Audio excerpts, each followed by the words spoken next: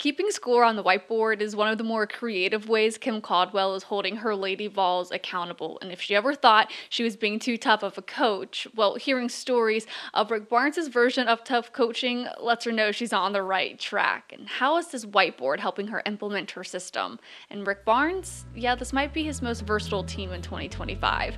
I'm Paige Dower. This is the Field Pass.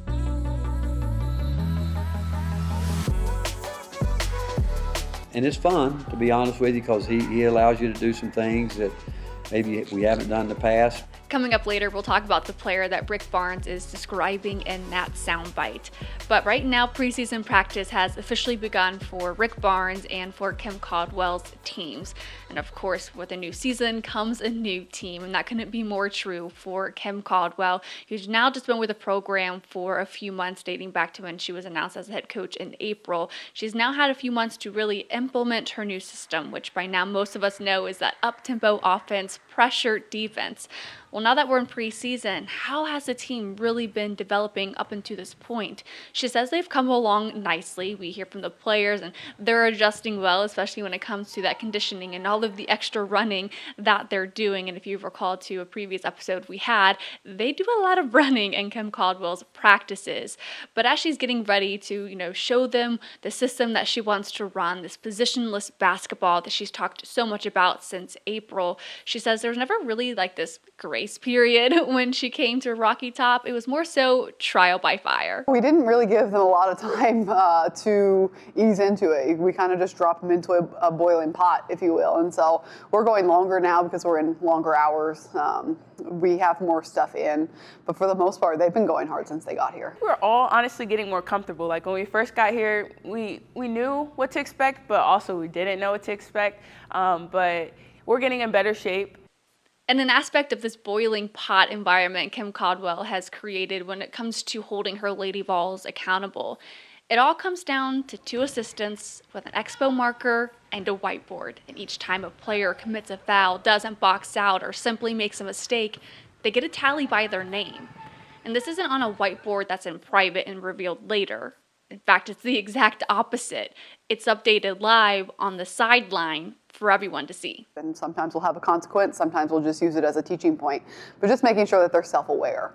Because sometimes as a player, you make the same mistake 4 or 5 times and you don't really realize it over a 2-hour practice. But when you have to see it and you compare it to everyone else, then you do kind of realize it's something that needs to be fixed. And by the end of practice, sometimes those final tallies surprise a couple of the players. I think they all, for the most part, embrace it, but every now and then, they'll see themselves get a tally, and they're just funny with it, and it's hard not to laugh. Like, I'm Ruby. That's me. I didn't do that. And so they have their moments where they just make fun of it and make light. And I think that's one thing that's really special about this team. Now, at the heart of it, the purpose of this open form of accountability is to keep the players self-aware so that their mistakes don't end up showing up when it comes time for game time, so that the progress that they've made up until this point continues to develop, and that they're able to capitalize on the growth that they've made really since April when Caldwell was named the head coach, that this whiteboard allows them to be aware of those mistakes so that they don't come up in the next practice and therefore don't show up when it comes time for the regular season. I have open gyms. We do that a lot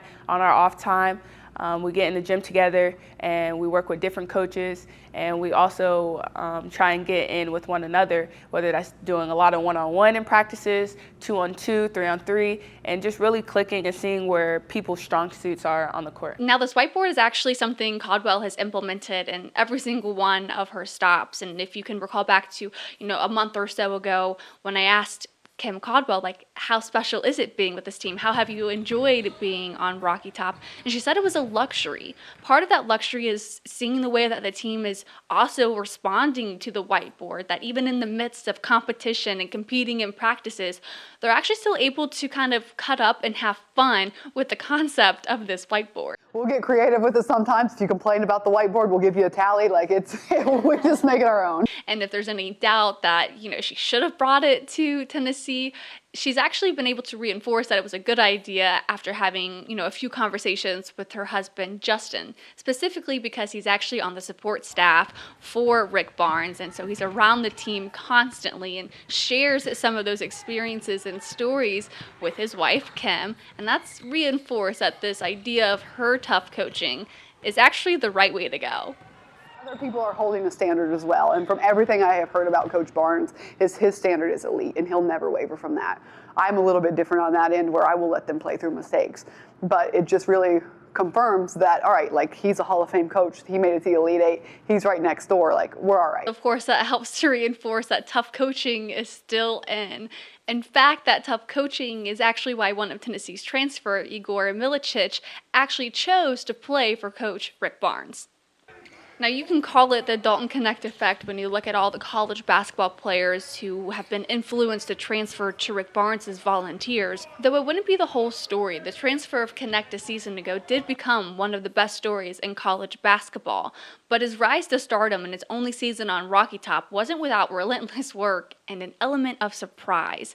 And after Tennessee's first preseason practice, it appears all 4 of their transfers seem to have a similar element of surprise to them, which has Rick Barnes calling this group quite fun. One of those transfers being Igor Milicic, who comes to Tennessee from Charlotte. In his junior season, he averaged 12.8 points, 8.5 rebounds, nearly 2 assists, 1.1 blocks, and 32 minutes per game. And in that stretch, he still managed to shoot about 50% from the field and almost 38% from deep.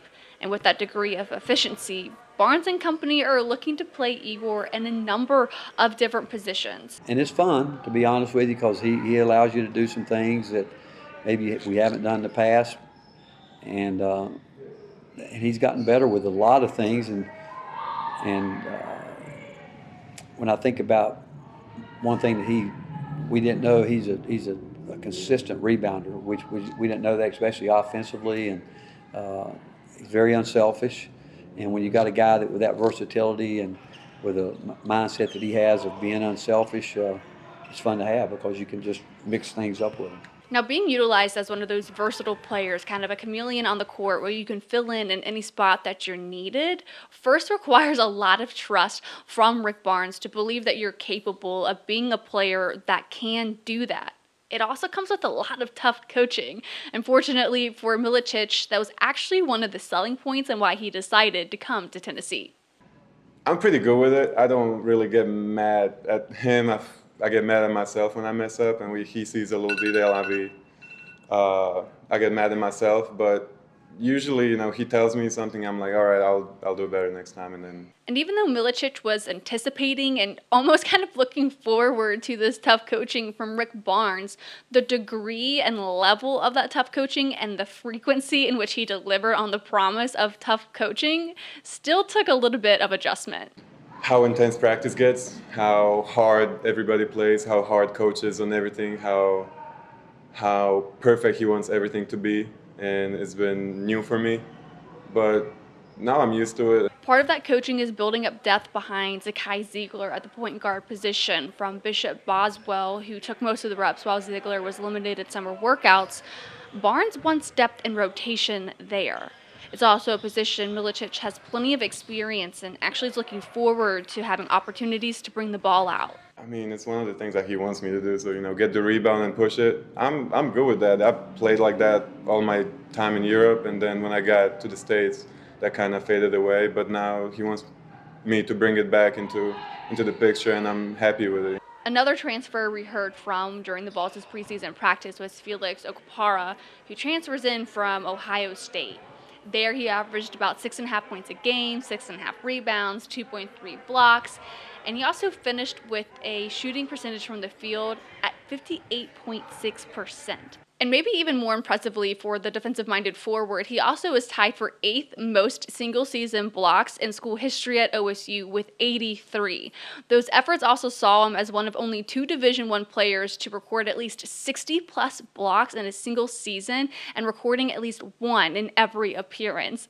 During his media availability, he said he could block every shot if he wanted to, but what he's learning now is to play balanced defense, and sometimes trying to go up and get that block isn't always the smartest defensive play. So between Okpara and Milicic, Okpara says he's excited for the mismatches that those two could create for opposing defenses. It's going to be good for the team, for mismatches, we can pull him out to draw bigs who want to stay in the paint a lot, and also, he can push the ball, he can shoot, he can and he can also rebound really good. So I think it's really good for the team.